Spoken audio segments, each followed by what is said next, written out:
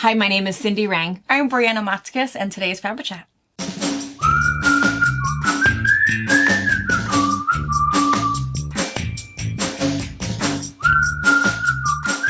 Good morning. Hello. Well, I've been really looking forward to talking to you guys. I have a whole bunch of things that I want to share, but also today is the pyramid talk. Right. And we had a phone conversation with an expert, but we'll get to that. Yeah. But first, a couple things. I am super, super excited because what is happening tonight is we have friends arriving from England. Today's the day. That's right. Today's the day. That's so exciting. Elizabeth Worthington the third. I'm sure. No, Elizabeth I can't do it. I'm sorry. I hope that wasn't rude. Can't do any accent at all. No. But Elizabeth Worthington. I feel like I can't wait just to talk to her. I know. I can't wait to listen to her. Yes. English accents are the best. I think that's why I like so many English authors. Maybe. Because I love to listen to them and they just lull me. And so I'm so excited. We've been planning this for quite some time. Yeah. Her husband is a Methodist. He has like a PhD and he comes and he talks to people in the church or something. I don't know exactly. I don't know yet because I haven't talked to them. I don't even know what they look like. But David, her husband, comes to the UK for work. And she said, I'm coming and you're taking me. She's coming along. And she has a website that I wish I could remember. Maybe we can look it up and put it. It's like This Lizzie Makes, I think is what it's called. And she sews. She's a quilter. She sews purses. Oh! I know. Favorite kind of people. I know. I know. Good bag. I'm super, super excited. And but I'm a little bit nervous because, You're always worried about your hospitality. I am always worried about my And she hospitality. always worries that people think she's a little weird. I am Trust a little me, weird. she already knows you. She probably already knows You're I'm weird. fast friends. It's probably true. Catch up. What's her husband gonna think? Her husband doesn't watch this. He's gonna go, oh God, what day are we living? I don't know. We've got Paul for him to talk to, so maybe it'll be okay.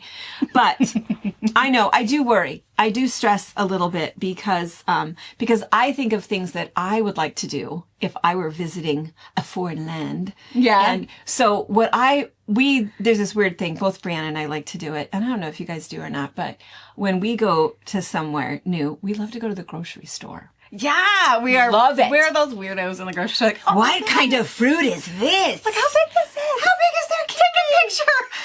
Yeah. Take a picture of me holding this carrot. We're those. That's us. We are those people. Mm-hmm. We are those people. And we look But grocery stores are they're so different. Yeah, and I feel like it's a good way to, judge your area. Yeah. I mean... Yeah. I think that's true. You'll need snacks. I think, and to see what kinds of things you eat and what are the prices. I mean, I always have the little calculator. It's like, oh, that's weird. Look at, their bread is only 50 cents a loaf or, whatever. Hey, look, their eggs are not, their eggs. the size of a small apartment. Right? And so I love to go to the grocery store because I just like to see things like, oh, I've heard of these, but I've never tried these, and then we buy weird things and we eat weird things and we try to take some stuff home. And anyway, so I don't know if she's going to want to go to the grocery store or not. I kind of hope so because I don't know what I'm going to feed her. She wanted to try a lot of, we've been, sure. She's the one that's been giving me, cooking advice for this is how they cook it in England or whatever. Oh yeah, and what a pinch is and a dessert spoon, those kinds of things. No. Well, and that's what my Australian friend. Oh, she's also, the dessert Helen, spoon. Yes, the Helen. dessert spoon, and she's coming to a retreat. But Elizabeth, but we cook a lot. I mean, talking about things, but... And Elizabeth's the one that told you about King Arthur flour. Not realizing that all flour is not created equal. Right. Yeah. That's exactly right. That's exactly right. And I've asked her, she's the one that's answered a bunch of questions that I've had when listening to an English author. What is this supposed to be? Mm-hmm. A balaclava. A balaclava. I just read a book and it's like, I know what that is. Balaclava. I know. I knew exactly what he was talking about. Yeah. A face mask. A face mask. Yeah. We don't say balaclava. Anyways, so she said she had a lot of American foods that she wanted to try. Oh, good. I know. So so Pa and I were talking about it, just the other night and it's like, well, what does she have to try? What do you think we should make? What do you think we should make that's really American? And, the only thing we can think of is tacos. Hot dogs. No, I'm not making anybody a hot dog.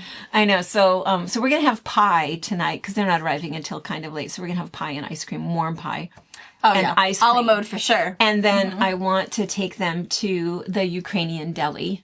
That's just so unique. That's just super unique. Special for our Not area. so much, American, but really unique and very, very, very authentic. And so it's kind of fun to eat. So I usually get just a little bit of everything and then we kind of eat family style. So that's kind of fun. But then I thought on Thursday, we're going to go up to Dry Falls and up to the dam, Grand Coulee Dam, and then come back and eat at that steamboat, what's it called? Steamboat Bar and Grill. Yeah, that one's good. Which is all very American food. And that one is such a hidden gem in Coulee City. Coulee City. Yeah, it's so good, and it's off the beaten path, so it's, Yeah, so we're going to go there, and then we'll spend some time at Cloudview, but anyway, so I'm a little nervous about what to cook them, and if my cooking will be, will they just think it's tasteless because all American food is tasteless, or that you cook pretty good, though. You cook pretty good. Well, we'll see. So anyway, so super, super excited to meet them. And so the other thing too is that I wanted to put some tea in their room. Oh, see? So our friend Sally, she's looked at Mama's tea drawer and is not impressed. I have a picture. That I took for you this morning because I feel like I love tea. Of all of my friends and all of my family, I'm clearly the tea connoisseur. Yes. We do. We all love tea. I buy tea. I have tea from every country I've ever visited. I order really unique specialty tea. Loose tea. Loose tea. Plus every kind of healthy tea and not so healthy tea. I have this humongous tea drawer. Yeah. And we're going to show you this little video of my tea thing that doesn't even cover the 2 shelves that are behind me. You need to see all of that. Yeah. Anyway, so, so our friend Sally, our English friend, I showed her it's like, oh, you want some tea? Come on in my house. Look. I have some tea for you. Let me open this drawer for her. I don't know what part of England she's from, but. The snobby side. No. Clearly. She looks at my tea drawer and she says, there's no tea in here. Well, there is. What do you mean? What kind do you want? Are you looking that for loose I don't tea? have? Let's come over this way. She says, no, none of this is real tea. And I thought, what? So anyway, so then I decided to double down and I asked our friend Margaret. Oh, yes. She agreed. Mmm. So, but I have a little assortment. Of the American tea. She wanted it to be all American enthused. So. I am, but I have a couple little things. So what I'm going to put in there is I do have one of my favorite teas that I like. I like passion fruit tea. I just love it, love it, love it. So this one is peach and passion. So I'm going to put that so they can try that, even though it's not real tea. See, all of these teas are the fruity ones. I put them in my quart-sized jars in my fridge and let them steep. Yeah. For a couple of, making essentially sun tea. Really, really good. It makes me not, drink all the bad. Because this is better for me than, a whole bunch of lemonade or something. And I don't put sugar. Do you put sugar in yours? I do not. But I do put honey. Yeah, I occasionally. But if I use any kind of a sweetener, it's always honey. Yeah, I use honey. And so I put some honey, Manuka honey, in there for them. Tropical medley. Well, I could go wrong with that. Classic chai, because all chai is classy. Right? That's a good thing, right? Absolutely. And then this is puka tea. This is very expensive. Really, really nice tea. So I did nighttime. Oh, good. Peppermint licorice, not going to be my favorite. No. But if she has a tummy ache from the American food she's going to eat. You might want that. Oh, it smells good, though. Elderberry and echinacea. Yeah. That might make some wet weather going on here. And then Earl Grey. The only tea that apparently English people drink, Earl Grey. In both red rose and twining. And then, but I have this. Oh, special tea. She might appreciate that. She might. So this is my very, very special tea. So this is from Ireland.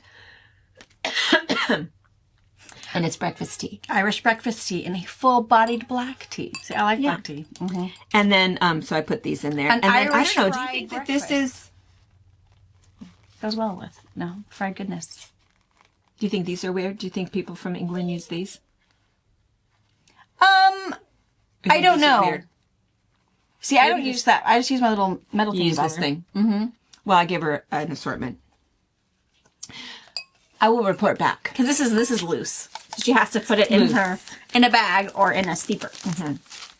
So we'll see. Yeah, I have like what 3 she different kind of thinks. steepers. Yeah. I also We'll see. And love then- my bloom tea.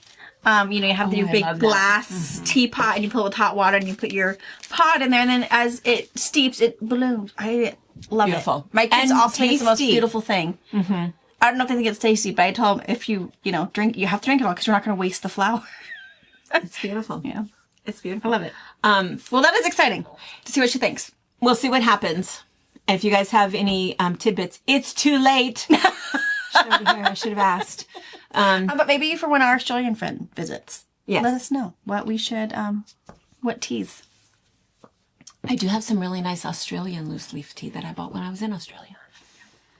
Yeah. I think the other thing is that they drink milk in their tea. I like milk in my tea. Really? It probably happened when I was in UK.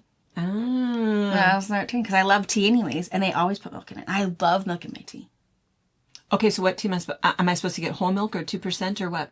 I mean, I just use 2% because that's what I have. Do you think it I matters? don't know. It probably pours. I'll have to go to the store. I might call Sally first. My before guess is it's probably the more fat, the better. It's like creamer without all that sugar. That's true anyway, right? Because do you guys know that when you take non-fat is high in sugar? Yeah. High in carbs? Because if they have to balance it. So when they take out the fat, they add They have sugar. to add something else in it. So my guess is probably a whole milk. Whole, probably best. I think whole milk is technically better for you. I just don't like the taste of it. It tastes like sour food to me. And so here's the other thing that makes me worry is because I worry about if somebody has something lovely to drink in the morning because I'm a little picky. I am used to traveling and then not finding And she's a good cup of never coffee. going to tell you. No, I will not. You can give her the best battering, and she will love all of it. I will. She will not give you any No response lip. back. Mama raised I me love right. it. It's beautiful. So nice. Yeah, and she's just shopping for gifts in the store, not because she's going to drink. No, She will not tell you. I will not. I will not. But I also travel with instant coffee. That she does. They are addicted to instant coffee. Just in case. So anyway, so I'm super excited. So we'll let you know. So excited. Yeah, super excited. And it also happens that this weekend, the people that are out retreating are really good friends of ours that come all the time. They come 4 times a year from Ellensburg, local. Karen and Becky and Debbie and Margaret and all of those guys. And Karen, who's coming to retreat with her friends, is the person who cooks for us all the time. So they're kind of excited. It's like, oh, bring her over. We'll feed her. Yeah. We'll feed her. Maybe she wants to sew with us. It's like, no, we're going to go do things. She's my friend. She's my friend. I haven't met her yet, but she's my friend. I mean, I feel like I just don't know what she looks like, but Yeah. I'm super excited to chit chat and to listen to her. So anyway, so that's happening. Super exciting. Yeah. So I won't, I'm going to get to take a full day off, which will be really fun to kind of hang out a little bit. Yes. And then, let's see, the other thing that was kind of weird is that this Saturday, I just have to mention this because this happens to me all the time and I'm a little bit horrified. So this Saturday is the Eco Gardening Symposium. And so in our area, we are having that big push for, indigenous plants that because we live in the desert. People don't always realize that because we're in Washington State, which is all this rainy, evergreen state. No, not us. No. Right here, we are a great big hole and it is a big desert and we get 10 inches of rain per year. So when we try to plant really pretty plants or like say, for instance, the state flower, which is the rhododendron, We fry it to death. it will not live here. No. The sun bakes it. No. And so it costs us a ton of money in water to be able to keep a grass green. And so a lawn green. And so we are putting in this big native garden that includes sagebrush and we have it designed. I think I'm super, super excited about it because one is like Native American medicinal plants. One area is a tea garden. And it's super cool. And one area is known as the Lewis and Clark Discovered Plant Life. They, of course, didn't discover it. It was here the whole time. But he documented. They got to name it the Lewis Flax, Lewis Blue Flax. And, anyway, Clark Spur. So all of that. So we've got it all. We have half of it planted. And the other half, we thought we would wait to see what lived. Mm-hmm. Well, anyway, Dinah she has this PhD in horticulture, and she's the head of this Tri-County area. So she contacted me, a couple of months ago and asked if, how things were going. And we've kind of been chatting back and forth. And I told her, it was looking good. And still It looks good. 100%, I feel like I should knock on wood, is still alive. We haven't killed anything yet. So super excited, but it still looks terrible because all we've done is planted the plants. We didn't do any of the landscaping yet because we thought, well, if we have to dig it all up again and replant it because we didn't, nothing survived. In stages. Yeah, you don't want to dig through the rocks, Anyway, so no. So got some pictures. We've been texting back and forth. And so I'm going to go on Saturday. Brianne will be here. And on Saturday, I'm going to go and be on this panel. It's exciting. I know. I'm excited. I'm nervous. So nervous. I don't know anything. I just planted nice. Don't ask me anything. I don't know. So anyway, so I'm kind of nervous about that. Well, anyway, oh my gosh. So here's one more thing to be nervous about. I feel like my face is getting red. Is it getting red? No, you're fine. Oh. Because I feel like I'm going to say this exactly the way. Oh, yes. Here it is. So I was texting her this morning, and we were texting back and forth and, about whatever. And what I meant to say was yes, because we talk about, other things as well. Like we're good old friends, that's how I am with everybody, right? Yeah. And so we were talking about sewing, and I said, well, haven't been sewing as much because it's time now to do gardening and of course reading. Yeah. So anyway, however that was all working out, my sentence to her was, what I was trying to type was that I was spending too much time gardening and reading. Sure. I've been spending too much time gardening and reading. What does Siri interpret? You knew that's where I was going with this, right? She guesses Siri- so bad. Siri is the reason I can't go some places now. She is so evil to me. I don't know why she does this to me.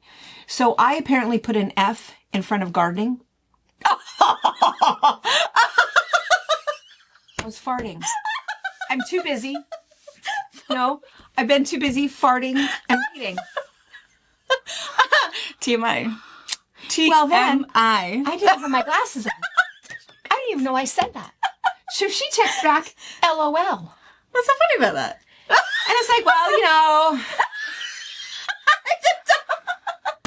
can't do both at the same time because my fingers get a little dirty. Oh no! So bad.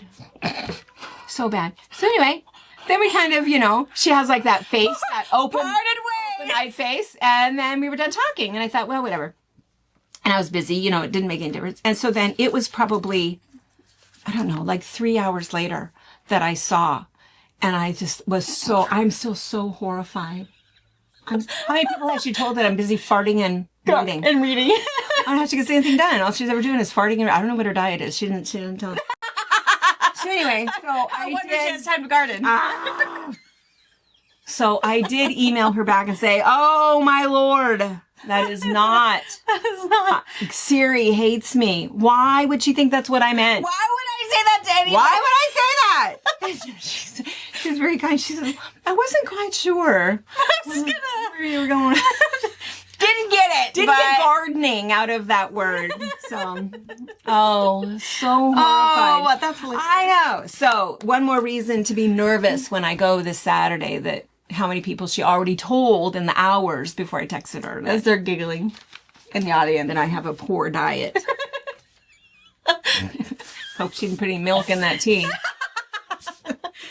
I don't know. Anyway, terrible. She's just gonna warn the person sitting next to you. Hey, don't make any faces. Don't act surprised. Oh, that's so funny. You and your dog are meant to be. So bad. So bad. That was good. Hopefully what she'll get out of that is the reading and not that. Yeah. We already know what happened. In fact, I was going to talk to you about reading anyway. I was thinking that, because I think book club is coming up, I don't know, in a couple weeks or whatever. Yeah, but, pretty soon. Oh my gosh, I was thinking of you. I had started this whole new book yesterday. I should tell you, I have a couple of books I was going to tell you about. So there's two books. So one book that I just finished was, The Last One at the Wedding. So, which I like, I don't always recommend everything. And this one was one that was recommended to me because I like thrillers. I like something that, you know it's going somewhere and you're trying to figure it out. And then to me, it's a 5-star if I didn't figure it out or if it went to a totally different way and they kept me guessing the whole time. It's also a 5-star if it doesn't have a whole lot of romance, is what we're supposed to call it, in there, and a whole lot of cussing and, you know, icky stuff, and no animals were harmed. Okay, so the last one at the wedding, super, super good. I mean, I knew something was amiss. I kind of knew something, but I didn't guess it. I didn't guess the twist at the end. Good. And it was, but the best part about it is that I giggled and giggled and giggled through the whole book. I know, it's like this thriller and something. It was like scary. I was super nervous at some points, but it was just fantastic. And the funniest parts, it's this little girl. So, and I think I'm not giving anything away, but it's about, this father and his estranged daughter, and they haven't spoken for 3 years. You find out why later in the book, but she finally calls him and says, "Hey, I'm going to get married. Why don't you come to the wedding? Let's patch things up." Mm-hmm. And so, he's, of course, super excited, and he goes and picks up his sister. So he's a widower, and he picks up his sister who's never married. And she is just somebody who's always trying to make ends meet, and she watches, foster kids. And, lo and behold, when he goes to pick her up for the wedding, she's got this foster kid, which she didn't have like the day before. And this gal had just been dropped off, and all he noticed about her was that she had like this really buzz haircut and was constantly scratching. Oh no.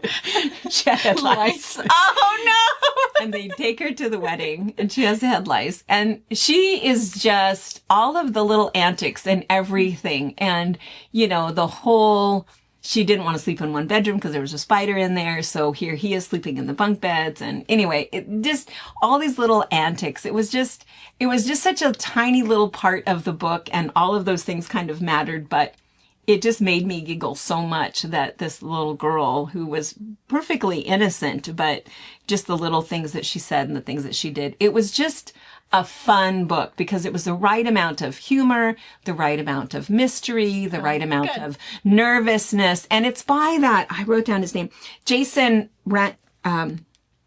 I don't know how to say his last name. Rekulak, maybe? Rekulak. He's the one who wrote Hidden Pictures. Did you ever read that? Oh, yeah, okay. Oh, super good. He wrote that one also. And it was just kind of fun. But anyway, so I finished it and I just really, really liked it. It was really good. And so, lo and behold, the next one that came up that was available finally after, I think it was right after Christmas. So I think it's probably been 3 months that I was waiting for House on the Cerulean Sea. Have you seen that? I have. I'm like number 183rd or something. I've got like 6 months. Super, super popular. Oh my gosh. It is so good. Now, I am not very far into it yet. I am probably She's hooked though. Oh, it's like all I can think about. I'm like a third of the way in. But the funny thing is now, isn't that one a book? I mean, a movie? Did they turn that one into a movie? I don't know. I could be wrong. I kept thinking the whole time that it would make a fantastic movie. And I even had pictured in my head who would play who. But it reminds me a little bit. But the funny thing is it's not the kind of book that I would ever read because it's a fantasy book. So it's a book about these magical beings is what I think what they call them. So kids that have, like one is a gnome, a female gnome. She's only 260 years old, which is still a child. And then one is a fairy, a garden fairy. What else are they? One is the Antichrist. There you go. Bye-bye. This is a very weird book for you to read. Really weird book for me to read. And I don't remember who was it told me. And then I kind of looked it up and it was like super popular and number one. And I think I was 89th in line or whatever I was. And I thought, okay, yeah. So, but what was really fun about it is that it was almost like this, I believe it was read by one person, but he did the voices so well. Oh, good. He did them. So he did all of the voices of the kids and the women. And anyway, it's just really sweet because, laugh and laugh and laugh. So we were out cleaning yesterday and, every time I came around the corner, Lisa caught me giggling and just laughing out loud Really, really fun. I do have a little bit of nervousness because you want to make sure that everything ends up okay, Sure. but I'm a nervous Nelly anyway, so that's okay. But anyway, I am really enjoying it. I can't wait for it to end. It's probably one of those that I could finish in a day if I would have started it early. Sure. I mean, I think it's like a 9-hour Audible, but I do like Audible books because I like it's like that production, you know. But I like it. But anyway, Yeah. I was thinking of you the whole time. It's like, oh, this is totally the fantasy thing. Is you like those kinds I like of a fantasy one. I like the whole different world. It's not something that could really happen here. Yeah, so the it whole kind of takes me out. dystopian. Yeah, I agree with that. I mean, I'm a true crimes girl too. I enjoy that, but at the same time, because those are the one of the books that I have on my to be read one is one I watched off of. I watch Mr. Ballin is what he has a podcast, and he also probably does on YouTube or whatever. He was talking about the story. Yes. And so I watch him a lot because they're like small and they're a little creepy, and it makes you think about things or dig into things or watch something. So the one I want, it's called now I did find it on Amazon. You can get it I think if you have an Audible one. Otherwise I found it on Libby, and I have to read it like a normal person. But a normal book? A normal book. So it's from Pauline. How can they expect you to do that? I know. I don't even know how many pages this is.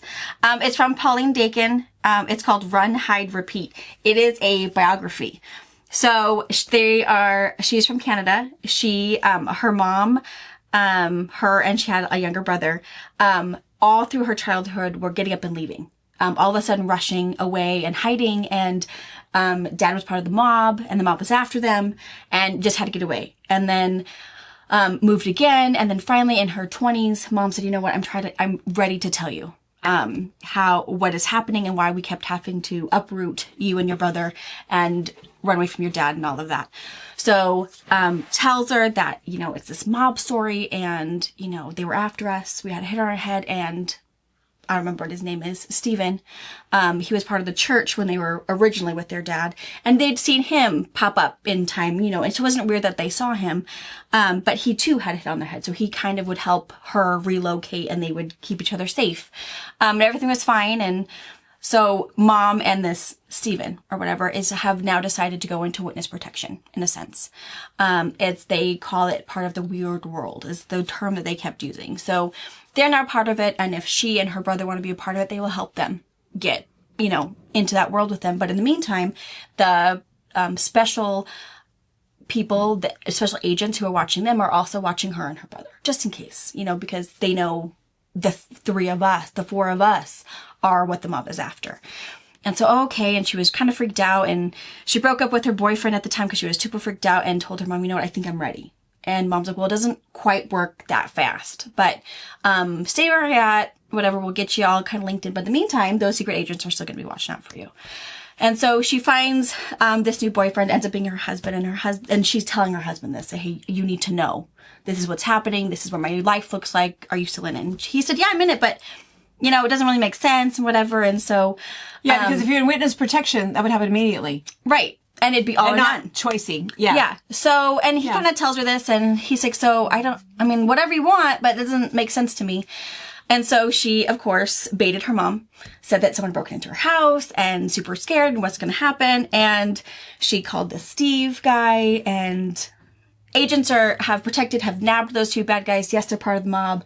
They'll get you right in or whatever. And realized, "Hey, mom, I lied." Made up that whole thing. Turns out, like a delusion disorder, that they are totally fine, but there's one part of their life that is complete delusion that they believe 110%. You know, they can, you know, work real jobs, do whatever, function in society, but this one cannot be broken. Turns out dad was never part of the mob. The whole thing was just a delusion. Mental illness thing. A mental illness thing. And What? Steve, this guy from the church, it was him. He was always believed that he was a bad guy. This husband was a bad guy, part of the mob. And he just had one of those personalities, and mom had just one of those personalities that she latched onto that delusion. And like a good mom, took the kids away.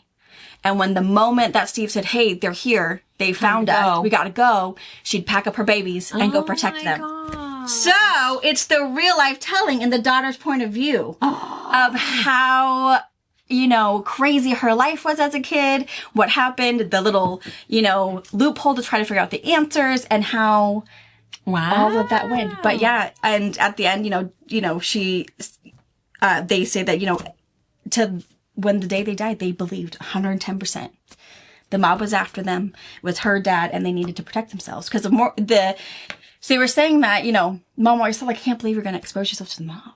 You're so horrified that you're going to let yourself just, whatever happens, happens. Not ever thinking, oh yeah, I was just trying to keep you away from your dad because I wanted you all to myself. Nothing. So It's the real life story. Wow. That does sound really good. I know. So, but only book, not Audible. On Amazon, it looks like you can get it buy it in paperback, audiobook, or Kindle read. Looks like you get it in all formats. We have an Audible. Yeah. So, but yeah, run, hide, repeat. So I was listening to Mr. Bowen, and he told that story, and then at the end, bam, it's a book. It's like, wait, slow your roll. So I had to look it up, and it's saved, so I can read it sometime. So yeah, so I thought that was interesting. So especially in protective of a child who remembers all of this, and so crazy, just because I would believe you. I know. It's like, well, Mom says, let's go, and Mom said, right. Don't tell anybody. Why would you fib about that? Right. Yeah. Gosh.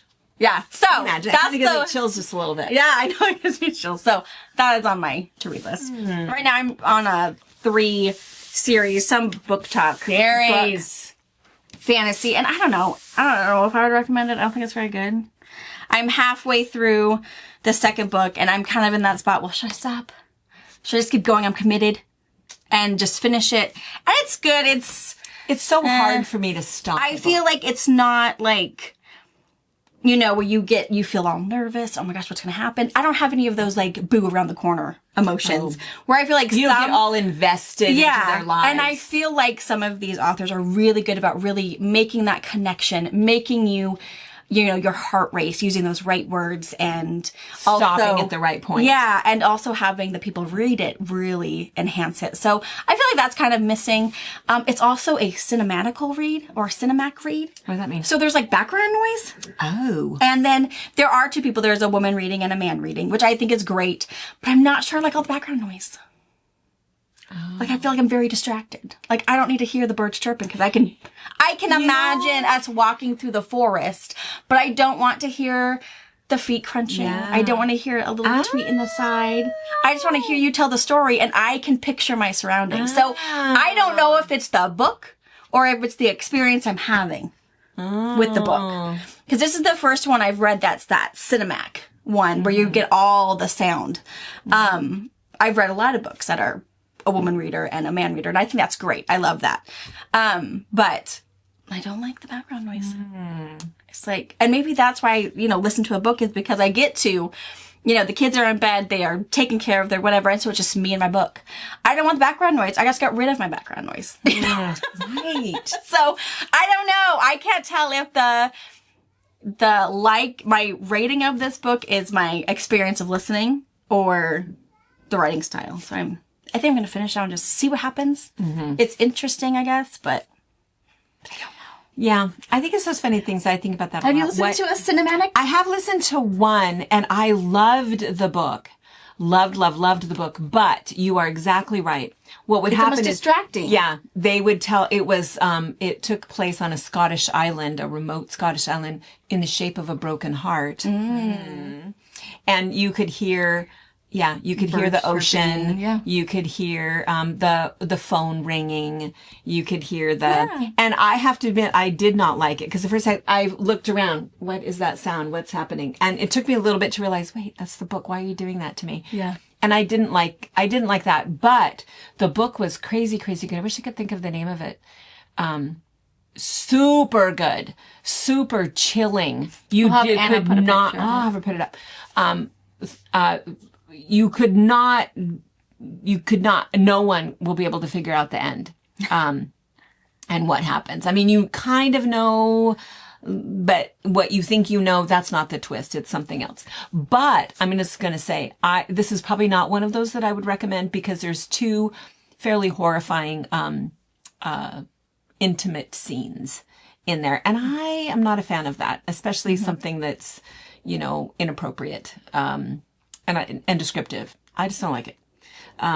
So if you are not bothered by that, then, but the rest of the book was super, super, super good. And it's just about this, this island, and, it was pretty good, but cinematic. Yeah. So I don't know. And this is the first one. I mean, I would have, maybe they have just a regular audiobook that's not cinematic. I would assume it takes a whole lot more time and money to make one of those. I would think they would do it one time. Yeah. I don't know. So that's my experience going on at the moment. And I'll put a picture of the books. I don't even know what they're called, but I know. Isn't it funny that we can't remember the names? Can't remember the names? Can't remember the authors? Yeah. So, and there's one of a book talk once. I don't know if this author has ever made anything else or anything, but it was just when I saw a book talk and screenshotted it, and yeah. I know that this book that I'm thinking of on the island was Alice Feeney. I love her. She is one of those English authors that I absolutely love. Everything takes place in either Scotland or Ireland or the UK, you know, in there somewhere. And I love her stuff. I now know a lot of what she's talking about. Yes. But I couldn't tell you the name. Yeah. It's funny. But I think we read a lot, and so yeah, that's on true. to the next one. I always have my next one ready to go, and if I remember to tell Mom or not. Speaking of Scotland, is it this one? Oh yeah, yeah. We have placemats from Scotland. So, Aline, if you're watching and you're wondering if you Thank you. It made it. It says table mats, mug rats, and a squeaky toy. And a squeaky toy. So we'll open this soon in one of our things. Because we might open it now, but it's we've been chatting for a while and we haven't got to the pyramids. We haven't got to the pyramids yet. So it won't be this Friday, so maybe it'll be next week. And then also Tuesday. We have one from Canada. Ooh. From Evelyn Clark. Evelyn Clark. From Prince George, oh. BC. I know. International placemats. So Tuesday will be International Placemats. Fantastic. So anyway, I know, I'm super excited. Thank you guys so much. Thank you. It's probably left Scotland a month ago. Oh my gosh, could you imagine? What did it say? From Dumfries and Callaway. Look at their addresses are so. I know. I cannot tell. There's 8 table mats, 12 mug rugs, and 1 squeaky dog toy. March 19th. Oh, that's not so bad. Is what it has an international sticker on it. That's not too bad. 2 weeks. Not bad. Okay. So, moving on for the news. One other quick little thing. I know. Oh, Lord. One other quick little thing. We had confirmation from our friend from North Carolina. Sweet tea, real, authentic Southern sweet tea is 2 cups of sugar per gallon of tea. Ooh, sweet tea. Sweet tea. It is 2 syllables. All right. There's a huge difference. Not a little bit of sugar. It is a lot of sugar. I think it's why they don't like tea when they come up here. Yeah, it's probably true. We don't make it right. I would think not. Okay, so I had asked everybody to kind of go down that deep dive and down the rabbit hole with down us. the rabbit hole. And then we were going to talk about it, but I feel like I need to back up for just a second. So, because I think that there was a couple things, a couple of things that I maybe should have shared first, and why I was nervous about offending anybody, right? And so, so it was, you guys are so sweet. Everybody was really, really nice. No, we got you. No, it's all good to be, curiosity was good. Be curious. Yeah. And yeah, you're right. You know, it's, 2000 years roughly, AD and, maybe 1500 years, to 2000 years, BC. And that's all kind of good. And we all kind of are clear about that. But, my problem is, and Brianna and I, everybody in our family have talked about this a lot. But I was brought up a little bit differently. And so, I had 6 Baptist ministers in my immediate family, very conservative, extremely conservative. And so, absolutely believe in the word of God, 100%, absolutely no, not flappable at all. Absolute believer. And I don't even want to put in a but there. Absolute believer. And I am very, very inquisitive. Just by nature. You know, we talked about that rabbit hole. I am down there a lot. I love to have some sort of question about something and then do that deep dive, for 3 hours of research, to find out more information. I like that. I like to find, well, should I chart it? Should I graph it? Should I put it on a spreadsheet? Yeah. I have such Connecting the dots. Analytical mind. I love to do that. And I even liked that as a child. But the problem was that as a child, whenever I had questions, I was often in trouble for it, often in trouble. And I shouldn't question those things. And it's kind of funny that even still, I still do my little deep dive stuff, but I don't, other than family, we don't really talk about it a lot because I never know if it's offensive. I don't want to offend anybody that might question, my beliefs, I feel like we're all together. So you guys are just the best. I don't know why I even worried about it. Everybody said, oh, we got you. And it's really good to be inquisitive. And I wonder too. And I would say that 90% of you guys, wondered the same thing. We're on the hunt with us. Yeah. Yeah. I did wonder about that. Yeah, I was curious about that. And what were those sites that you looked at? And so, and the other 10%, nobody was mean about it or anything. It's like, not my cup of tea. Not my cup of tea. Let us know what you find out. Yeah, let us know. We don't really care. So, and the other thing that I think is interesting is that, the reason that I was so interested in it, so I know that the Bible's primary focus is not a, scientific facts about the history of the earth. Yeah. Sure. I know that. I know that it is the spiritual truths and the relationship between God and humans. So I understand that. I understand that it's all about what's in here. And up here, although it's important to understand it, I tend to float off someplace a little bit weird. What oftentimes got me in trouble when I was younger was the pyramids. I was in trouble about that a lot. Because I have to say that I've always questioned it and it never made sense to me. And, because I just kept thinking, well, let's just do the math and let's just think about this, and like I said last week, it doesn't make sense to me that the Israelites, how many even were there? When were they slaves? When were the pyramids built? And how is it possible that they could build them like that?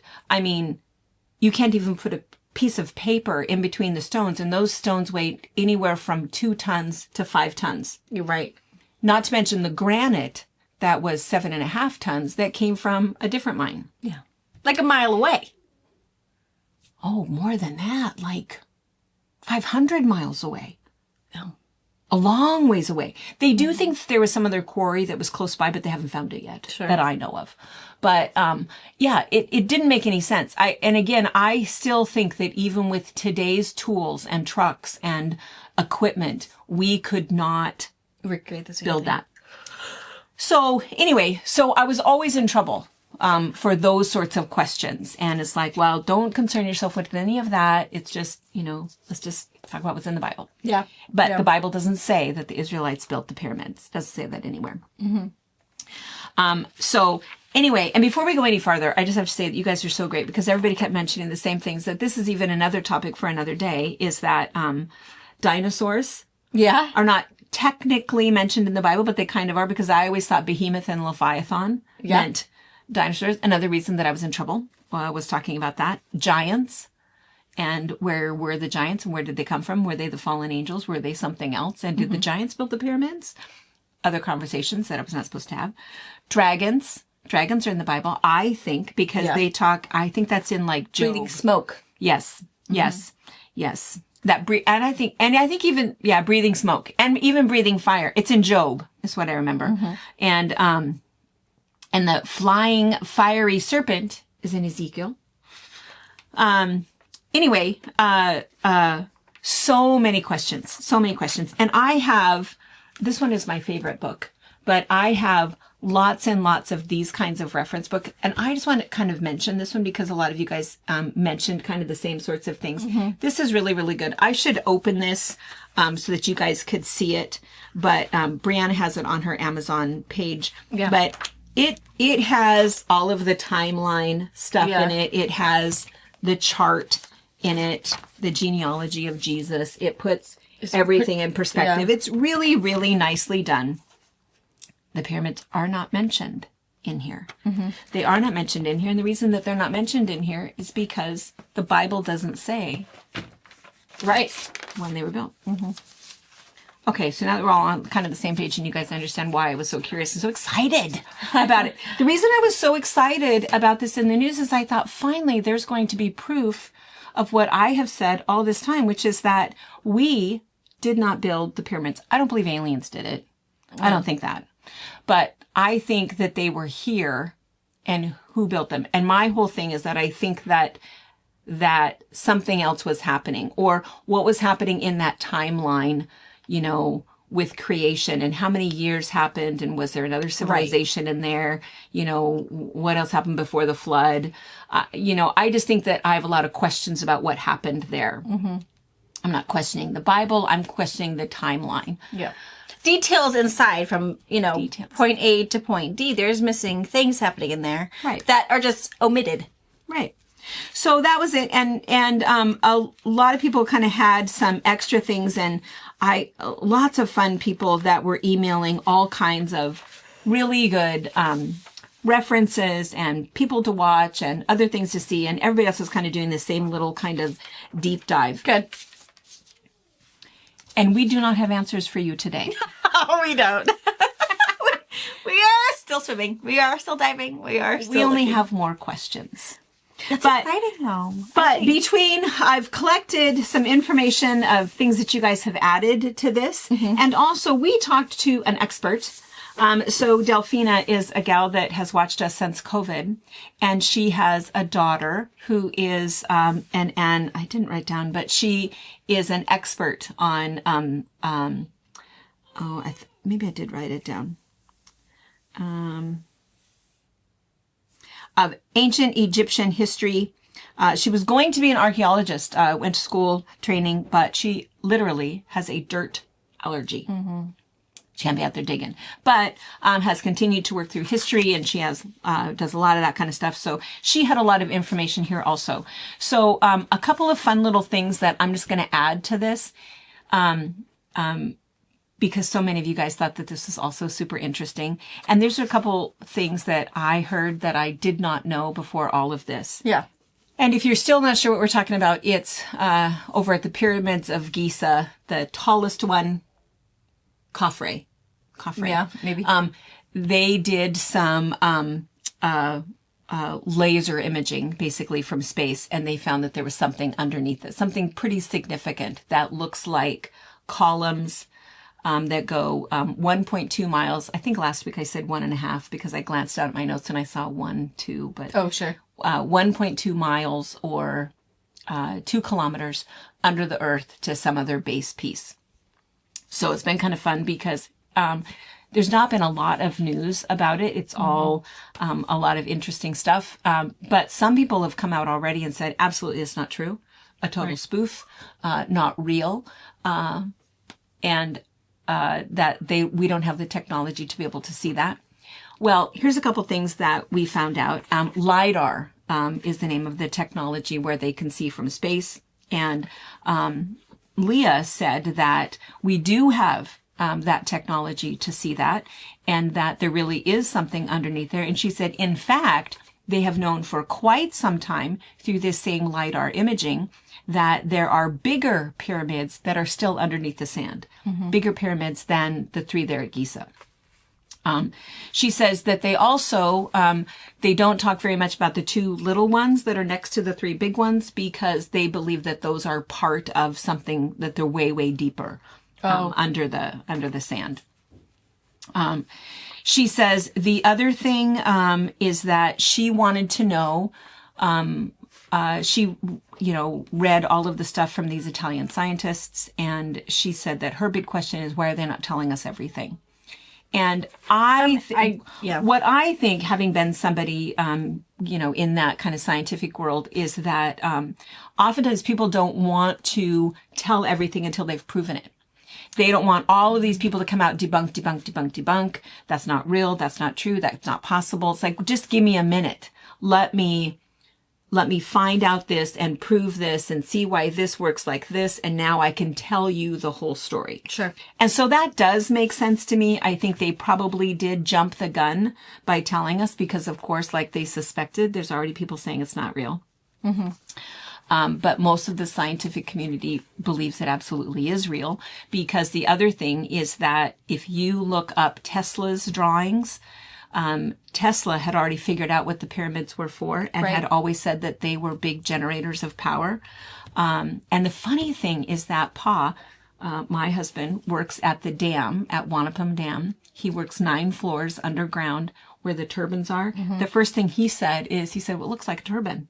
Yeah. The coil wrap part. Yeah. Yeah, it looks like a turbine. And I didn't think about it until he said it. I was like, oh, that is what they look like. Yeah.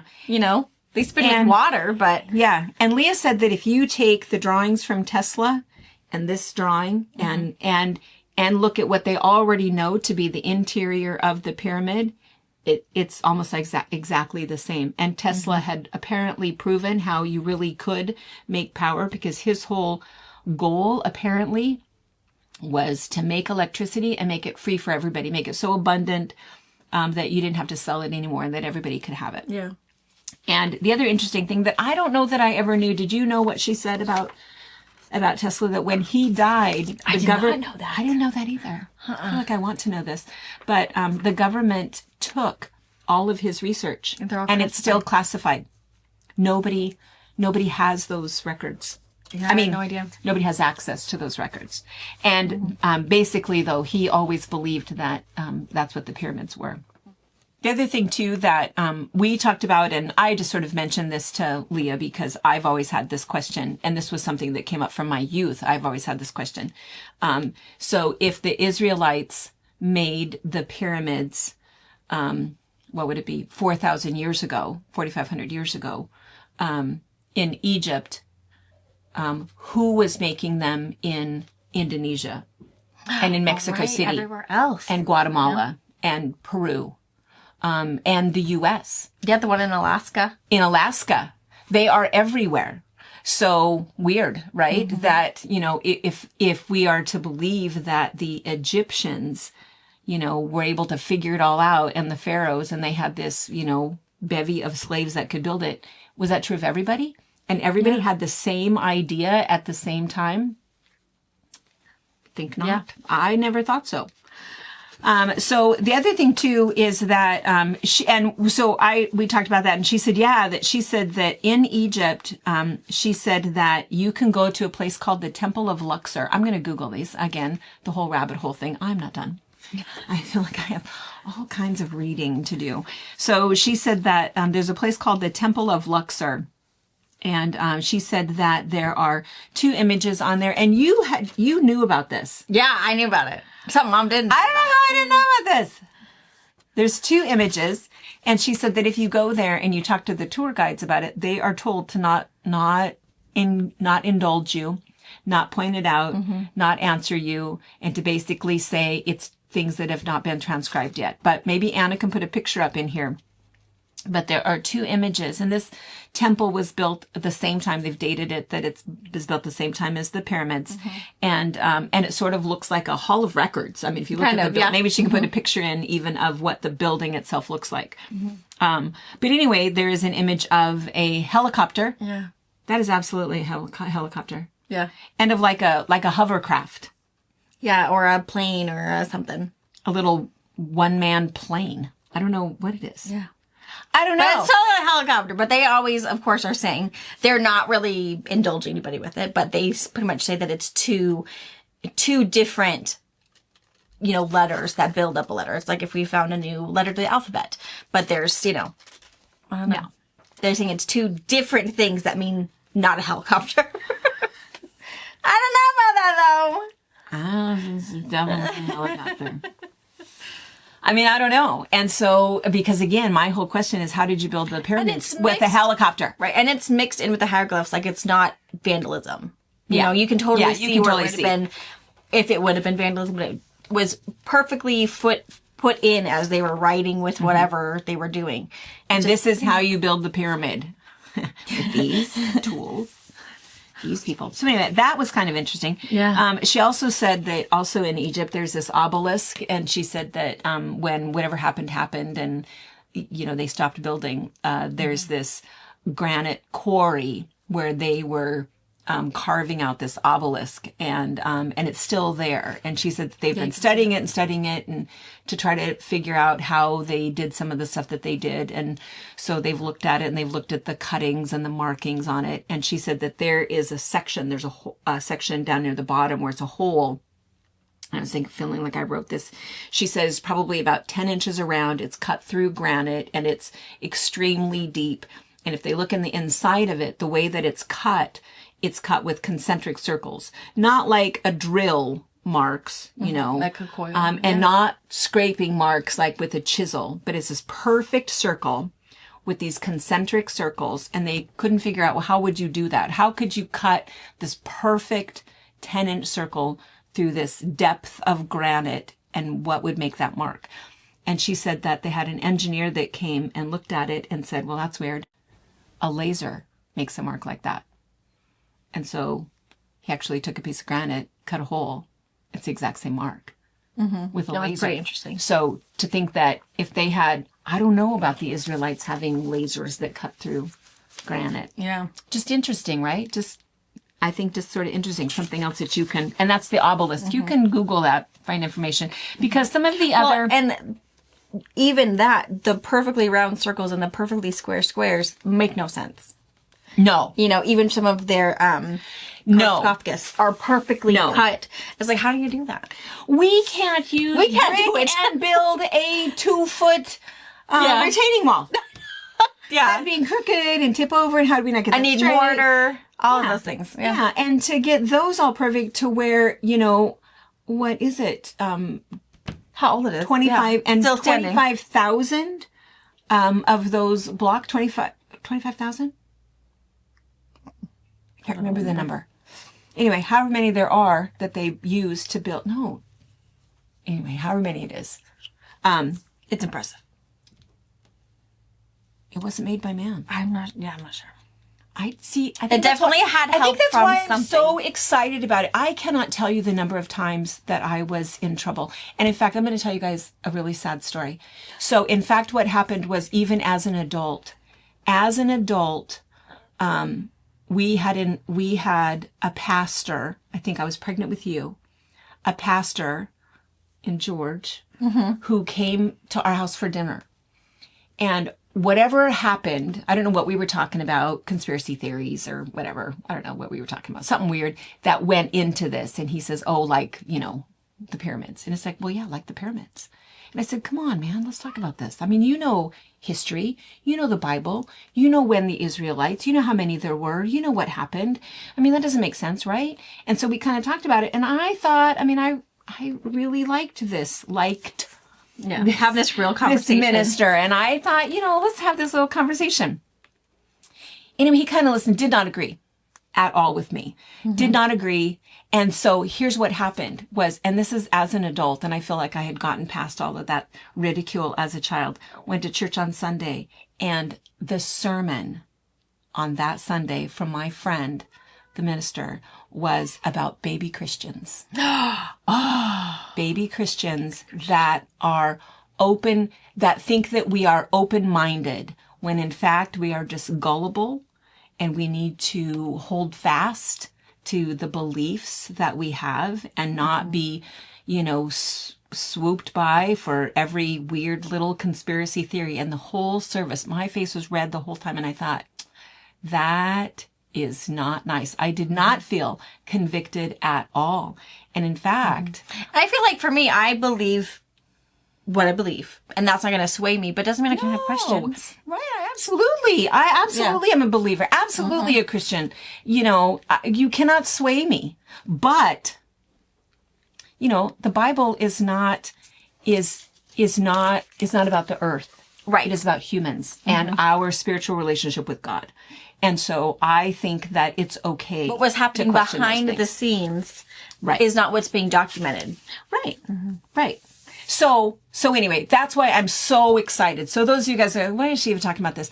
I just feel vindicated there's some people I want to call right now. Well, like, We're not going yet. to talk about. Not yet, because Yes. I think that we have a little bit more research. I just hope in my lifetime that it is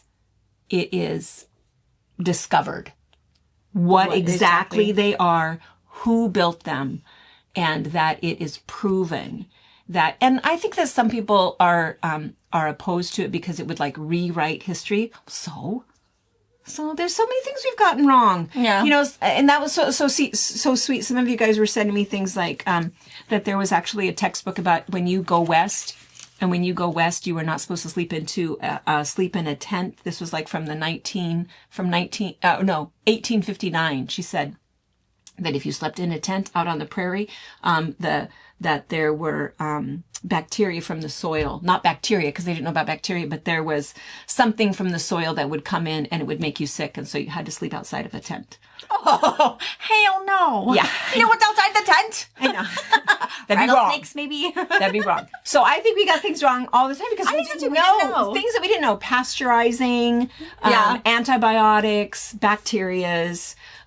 Even still, there's things that we learn about all the time, and it's good that fine. we now know. And I think it's fine. The only people that's really going to mess with are the scientists.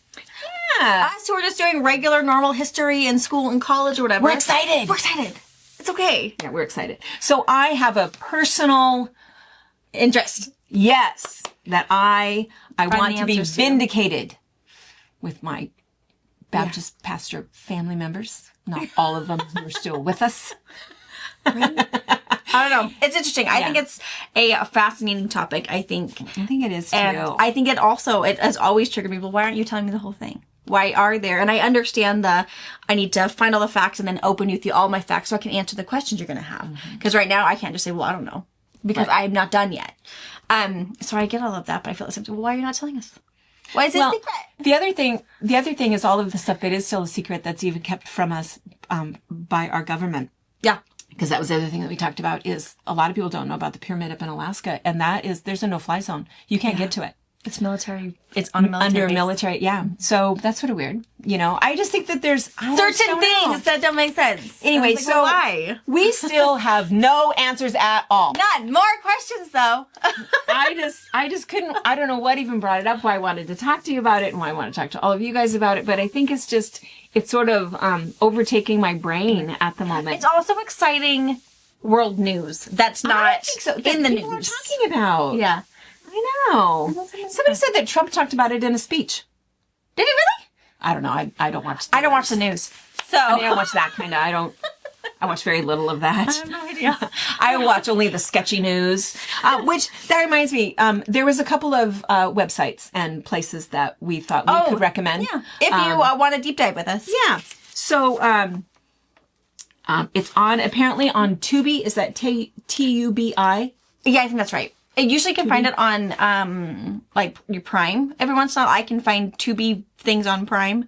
But Can it's you free. can you download the Tubi app probably. on your smart TV? Yeah. Because it's free. It's free TV. You'll just have commercials. You'll have commercials. And apparently the way it was explained to us is that like the underrated movie. the not great movie. That's where they go to die because Netflix doesn't want them. Yeah. That's how it was And explained. Amazon's not going to charge you to watch them. That kind of thing. Yes. Yeah. And there are a couple here. There's one that you can look for that's called Genesis History. That's apparently pretty good. And it's, apparently it talks about, there's information in there about Egypt and even like a 3D rendering of what really was there at the time. And it's, Christian, but scientist based and, with some, bringing the receipts, I guess you would call it. And then the other one is called Patterns of Exodus. That one sounds interesting. That one sounds really interesting. And she says that in that one, that what they really did is they totally shifted the timeline because they agree that the timeline in terms of when the pyramids were built is inaccurate. And she said that, nobody really thinks that. She said that the only people who thought that were Hollywood. And she said, even though everybody else kind of wants to believe it, the pharaohs and the Egyptians, they just kind of took them over. But she said that scientifically, nobody really believes that they built them. Yeah. So I think that that's interesting. But Anyway, so anyway, that's all we know. All we know is other kind of fun, interesting things and more things that we can kind of look at. And we're not going to solve the problems of the world anyway. I just think it's fun to have coffee with friends and chit chat about things that are interesting. We just want to discover the mystery. Yeah. And one thing that is super typical about me is again, that whole rabbit hole thing. Yeah. You know, I'll do that even after a book, you know, a book that I really liked. If it was about something interesting that I learned, or I might want to, if I didn't learn anything interesting, maybe I just want to know about the author. Yeah. You know, and so I love an opportunity for sleuthing. I think I really missed an opportunity. And I think with so much of the information just at our fingertips now, we don't have to find a big world library. We can just Google online and get some trusted sources, look for information, and really kind of dig deep with all your notes and facts and make sure they all, you know. Trusted sources, I think, is a really big deal. Because very important. I don't know if you guys saw this or not. Probably some of you guys did. And it was just nasty.